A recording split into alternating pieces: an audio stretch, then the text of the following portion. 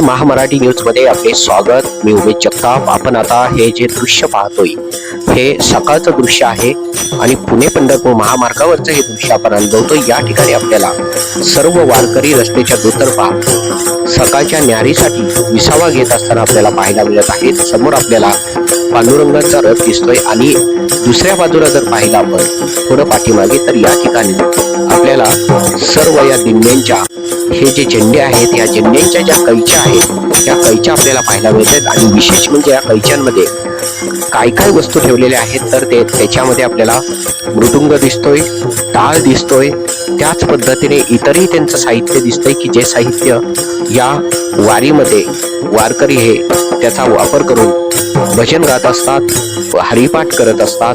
असं सर्व साहित्य त्यांचं या ठिकाणी आपल्याला ठेवलेलं पाहायला मिळत आहे।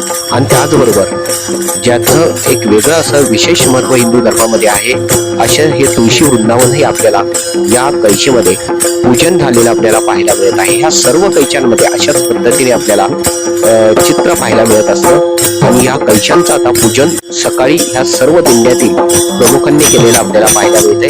आणि अशा पद्धतीने या ठिकाणाहून आता ही पालखी निघण्यापूर्वी त्याचं पूजन होतं।